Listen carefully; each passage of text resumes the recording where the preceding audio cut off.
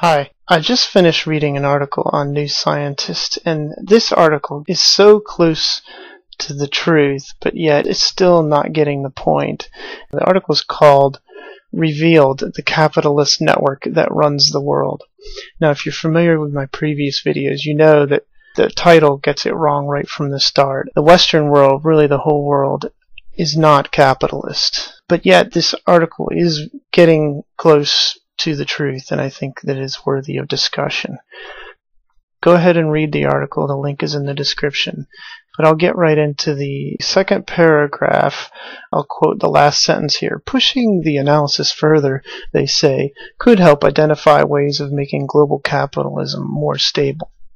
What they're saying is a fine-tuning, and unfortunately that won't work. Like, we have the world of 1,000,000 laws, and 1,000,010 should do it. Unfortunately, it's just not that simple. In fact, they're saying here later in the article to regulate and tax these corporations that are too close to the center of this network. They're really saying to regulate and tax corporations that become super connected or very connected.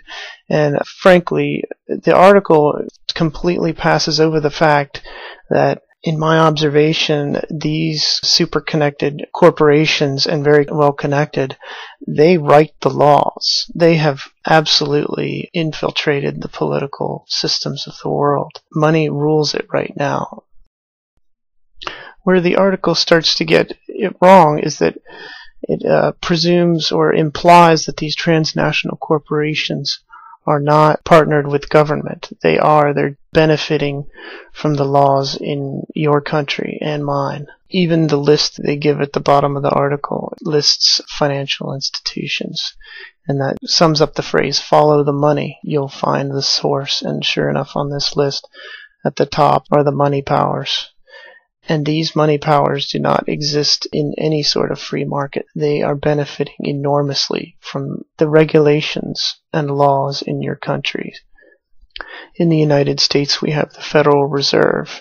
It is a private banks that Congress relegated its authority, probably illegally relegated its authority to private banks, and we're not allowed to know who or which banks.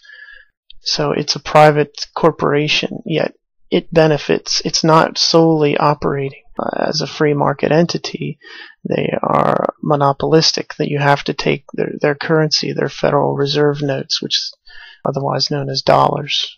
Do me a favor, look at the dollar bills in your wallet, in your purse, and you'll see on their Federal Reserve note, this is legal tender for all debts, public and private.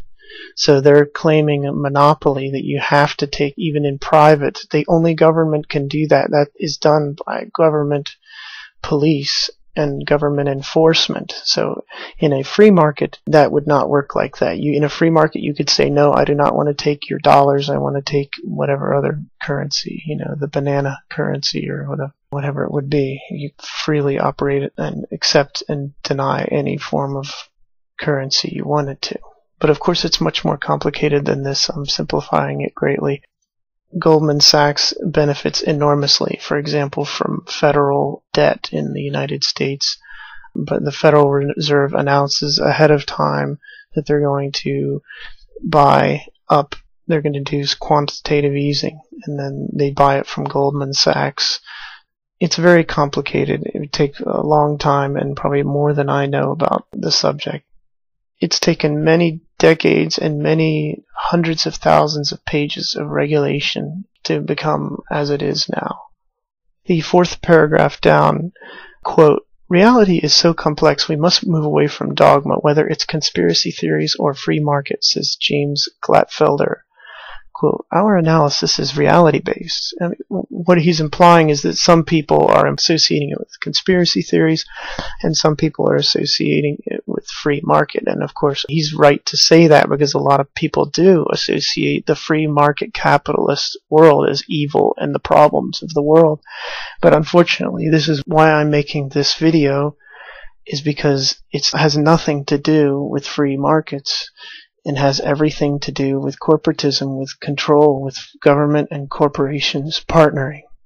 What I like very much about this article, 2 paragraphs down, where they start picking out transnational corporations and start modeling them, and they reveal a core of 1,318 companies with interlocking ownerships.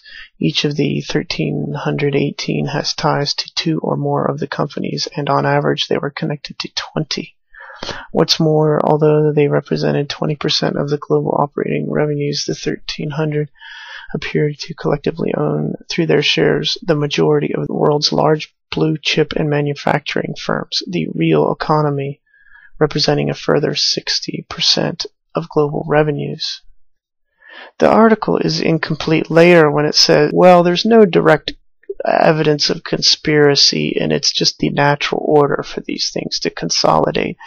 And in my opinion, I think that's jumping to conclusions. If they had been more professionally said, well, we're still looking into it, whether it's intentional or not, they should have left that to another article entirely and just focused what's on the main point of this article, which is the transnational corporation network, which is a global network of transnational corporations that are very connected and super connected. Also, there is evidence of collaboration and conspiring with the Bilderberg group, which is not denied that the Bilderberg group is going on. But you also have the G20 and the G6 summit meetings, which are more governmental focused. If you just look at, there is a global communications network, and it wouldn't take much for people to collaborate and cooperate, sending emails or phone calls or snail mail. It's certainly a possibility, and to rule it out is premature, especially when there's evidence that these super connected corporations are hoarding the world's wealth. This should be looked at with all seriousness. Further down in the article, we see this text. John Driffel of the University of London, a macroeconomics expert, says the value of the analysis is not just to see if a small number of people controls the global economy, but rather its insight into economic stability. And this is, in my opinion, an important thing to note, is that when you have a huge amount of money and resources and power in a small group of hands, is that their interests can become counter to that of the rest of the world population, and their interest can be to destabilize economies around the world. They prop up rulers to take on large amounts of debt. The rulers then default on the debt. Then the World Bank come in and buy everything in on the cheap. So it's like a hostile economic takeover. The point is that the super entities' interests can be counter to that of the general population. In fact, they might like instability, chaos, right? Order, if you look at the Illuminati phrase, order out of chaos. They like the chaos. They create the chaos, and then they come and sell themselves as the solution to the chaos. And they hire experts, PR experts, and people who are experts in propaganda to get their way, and people buy their propaganda hook, line, and sinker because it sounds like the establishment doesn't want it, when in fact they do want these sorts of regulations and other things. And what is argued that this is now happening on a very large scale in the Western world. It's consolidation, making chaos, and then making their new world order form around the chaos. And certainly they're going to call for all sorts of regulations and demonize the evil corporations that they choose, and then everyone will buy it hook, line, and sinker, and then they will win. That's what it amounts to.